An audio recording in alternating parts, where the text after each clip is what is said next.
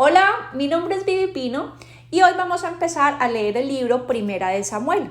Como sabemos y es costumbre, me gusta empezar a leer la parte introductoria para que nos hagamos a una idea rápidamente de qué se va a tratar todo el libro. Empecemos. ¿Por qué es especial Primera de Samuel? Primera de Samuel es la primera mitad de un gran libro. La segunda parte sería Segunda de Samuel. Este libro fue dividido en dos partes porque no cabía entero en un solo rollo. En ello se narra la vida de Samuel, Saúl y David. Son tres hombres escogidos por Dios. La trama de la historia se centra en cómo ellos tres, a pesar de sus fallas como seres humanos, ayudaron a hacer de Israel una nación fuerte. ¿Por qué se escribió Primera de Samuel? Primera de Samuel narra cómo Dios escogió los primeros tres reyes de Israel. Durante 2 siglos, Israel había sido un grupo no muy bien organizado de 12 tribus gobernadas por jefes temporales, llamados jueces, que Dios escogía en tiempos de necesidad. Esa parte ya la leímos cuando leímos Jueces.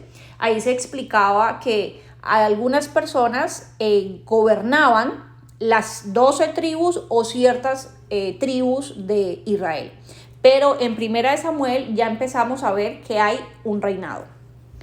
Samuel, el último de los jueces, tuvo que lidiar con Dios porque el pueblo estaba pidiendo un nuevo tipo de líder, un rey, como el que tenían las otras naciones.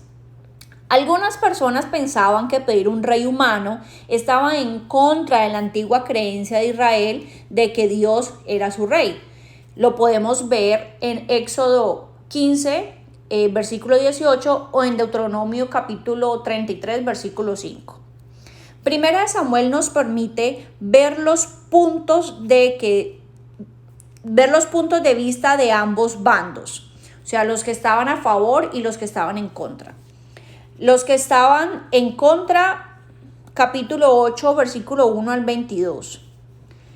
Y los que estaban a favor, capítulo 9, versículo 1 al capítulo 10, versículo 16. Otro en contra es capítulo 10, versículo 17 al 27. A favor, capítulo 11, de versículo 1 al 11. Y en contra, capítulo 11, versículo 12 al capítulo 12, versículo 25. Aunque receloso, Dios aceptó dejar que Israel tuviera un rey. Dios sabía que esto traería grandes cambios al pueblo y que no todos los cambios serían buenos.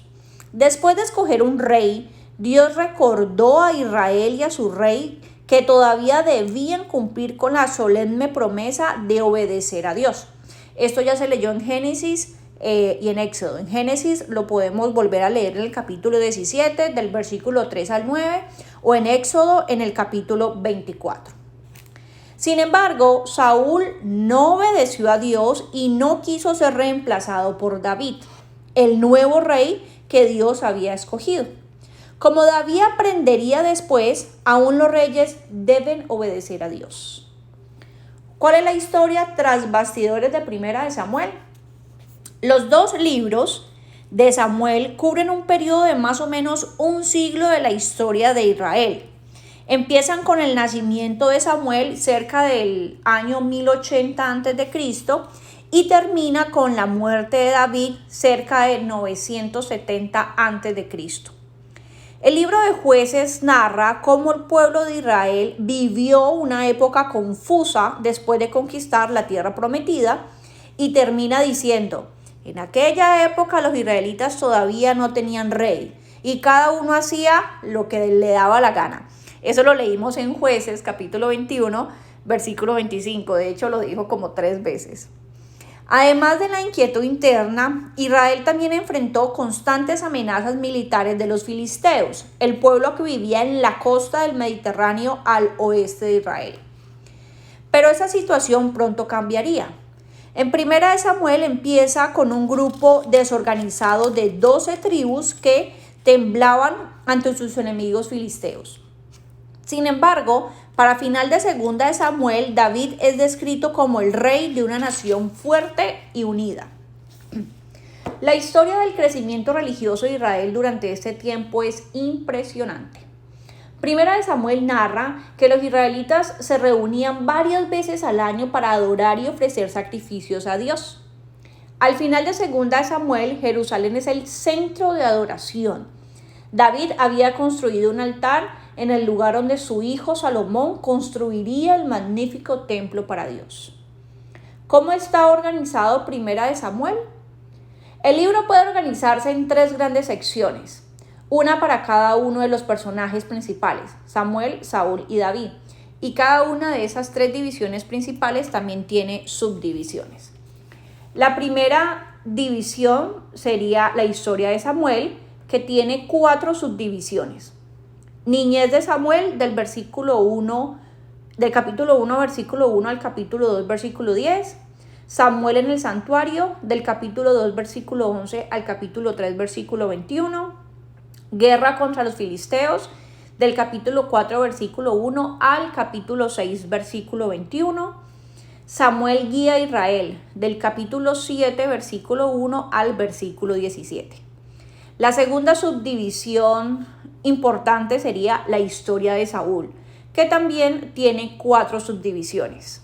Israel pide un rey, capítulo 8, versículo 1 al 22. Saúl es nombrado rey, capítulo 9, versículo 1 al capítulo 11, versículo 15. Samuel se despide, capítulo 12, versículo 1 al 25. Y Saúl desobedece a Dios, capítulo 13, versículo 1 al capítulo 15, versículo 35.